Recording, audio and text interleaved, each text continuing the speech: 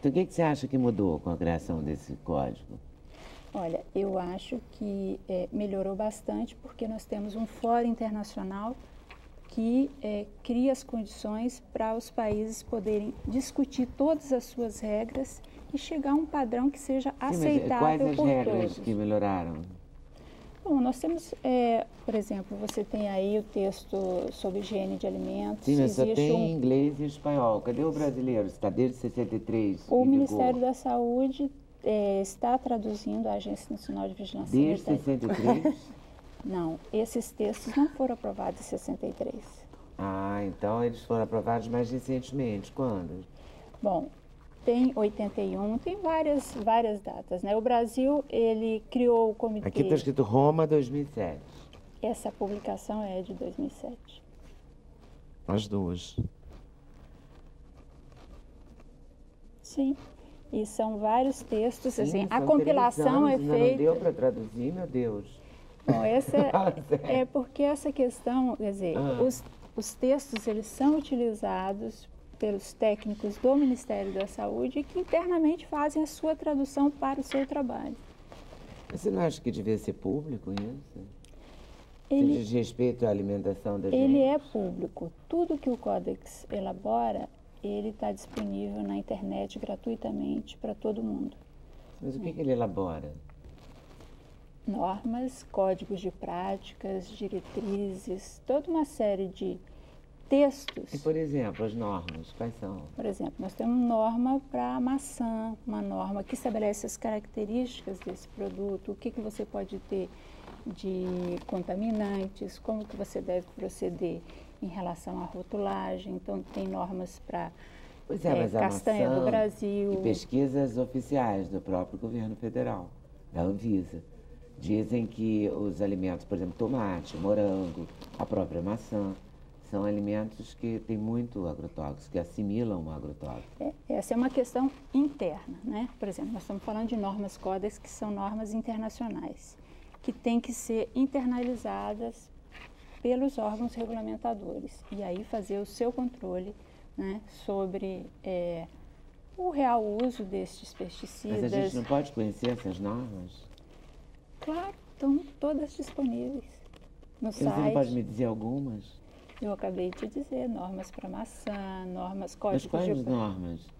Como é que a gente vai identificar que essa norma está sendo cumprida? Porque a ideia, se é um alimento humano, era que a gente pudesse ter acesso. Bom, as normas estão disponíveis, como eu te falei, no site do Códex. E para os órgãos regulamentadores fazem a sua regulamentação e aí você tem programas de controle. Aí é uma tarefa interna que cabe aos regulamentadores nacionais em relação ao cumprimento daquela regulamentação. E de concreto?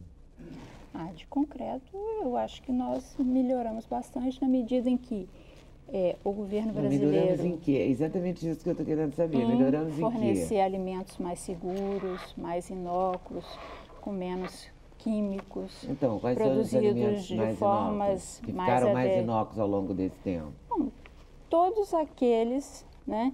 Por exemplo, você tem regras para alimentos derivados da biotecnologia. Era algo que não havia uma regulamentação. Então, o Códex elaborou Sim, mas vários... qual é a regulamentação? Textos para você avaliar a segurança, né, daqueles alimentos transgênicos, se eles estão sendo produzidos de forma adequada, avaliar Mas isso é secreto? A alergenicidade deles, não é secreto. Então, por que você não fala? Mas eu estou falando. Tá bom. Mas não dá para você falar assim concretamente? Por exemplo, a maçã, o que ela melhorou? Menos resíduos, né? Condições de higiene adequadas no manuseio, no transporte, né? na armazenagem da maçã. Todas essas condições. Mas você acha que o Códex Alimentar se reduz a isso? Assim? Não. A maçã melhorou? Mais do que isso, né? A Pois preocupação do Códex com a segurança porque em geral do alimento. Porque o que a internet alimento. diz é que é um controle da alimentação mundial. Entende?